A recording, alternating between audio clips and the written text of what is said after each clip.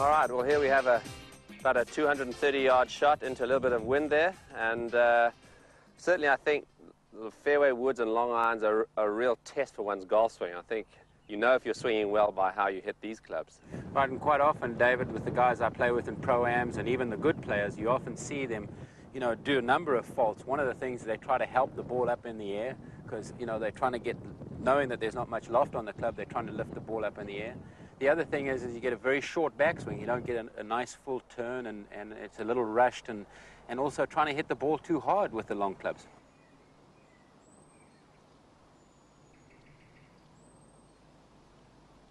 The first move away from the ball, which I try and make, is nice and low and slow. Okay, now, slow is a hard thing for me to do, so I'm trying to actually keep it smooth. But I always say to myself, keep it low and slow.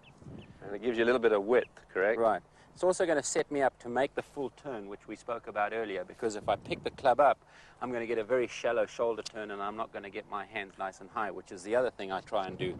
I really try to get my hands at the top of my swing as far away from the ball as possible.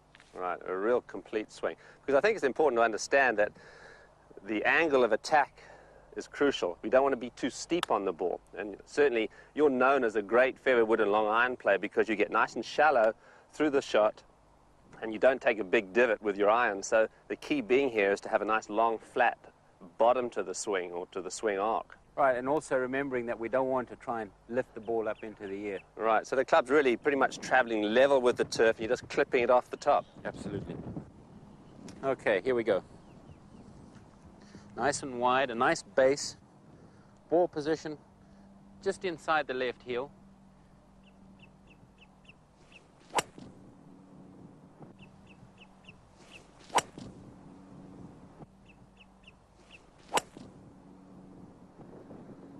Crunch that one. And take it back nice and slow.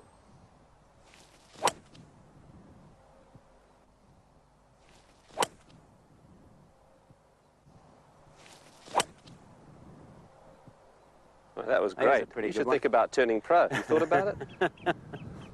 I'm working on it. I'll tell you what, let's walk up 20 yards and hit this long iron. Okay. The long irons have always been one of your great strengths, Nick, haven't they? Well, I've always enjoyed that part of my game, David, and I think that's probably, you know, from the course I played when I was a junior back in Zimbabwe, we had to hit a lot of long irons, and it's just a part of the game I've always loved. That was on those 120-yard par threes, right? Yeah, but you must remember I could only hit a 3 with 130 yards in those days.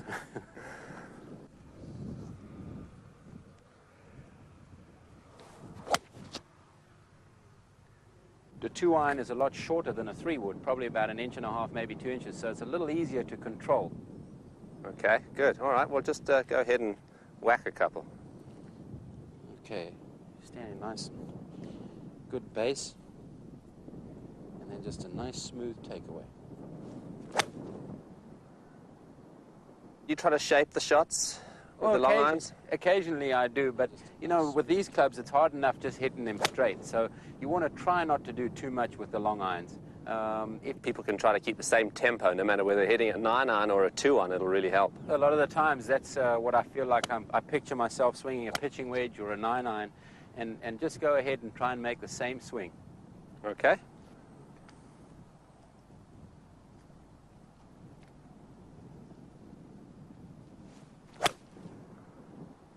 What does it say in good Japan? Gusho. Domo.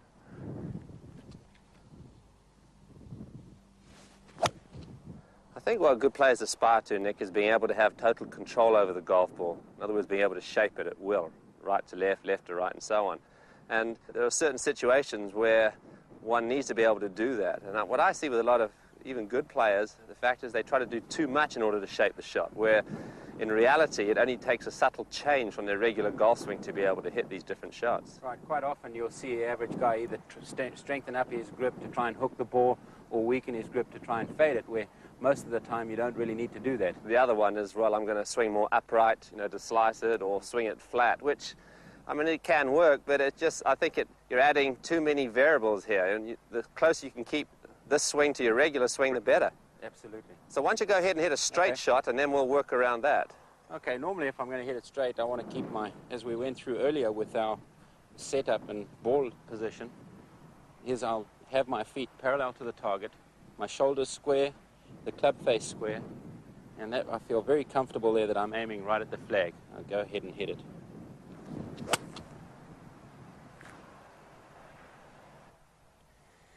Now if I'm going to draw it, the only thing that I'm really going to change is that I'm going to put my club face to where I want the ball to finish, and instead of standing square, I'm now going to pull my right foot back and aim a little bit to the right of the target. As a result of that, my hips, my shoulders are also going to aim to the right, and when I take the club back, it's going to be square to my body but slightly inside on the intended path.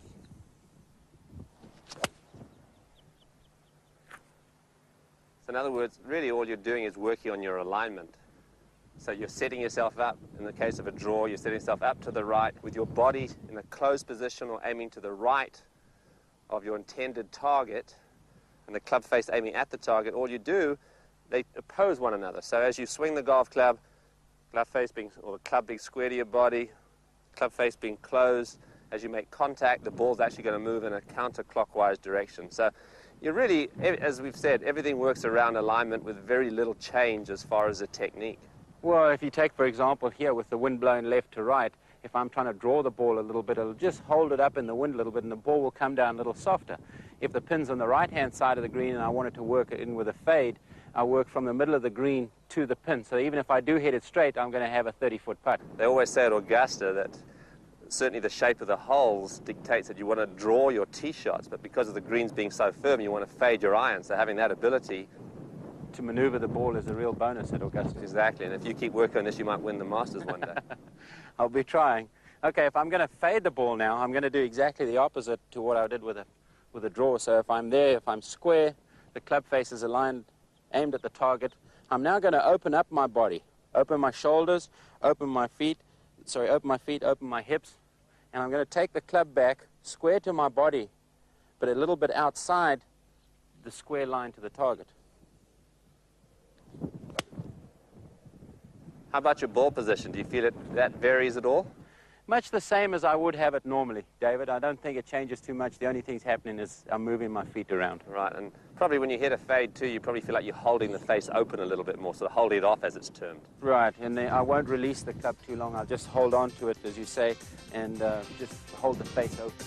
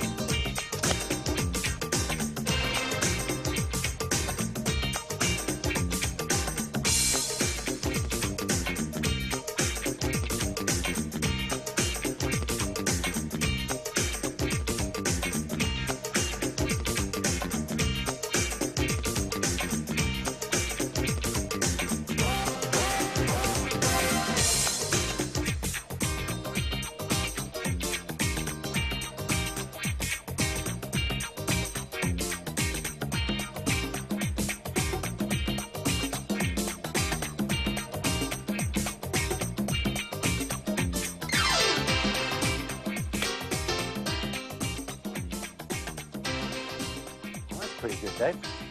Yeah, not too bad. I worked hard at that as a kid, and I think I developed a pretty good short game. And obviously pitching, that's a big part of the game, and you guys on the tour are really great at this. And the big key, obviously, is distance control, and that's the big fault that I see with many amateurs, or even good amateurs, or even some of the tour players that really don't have the distance control necessary to get the ball close and up and down it from, say, 60 yards and in.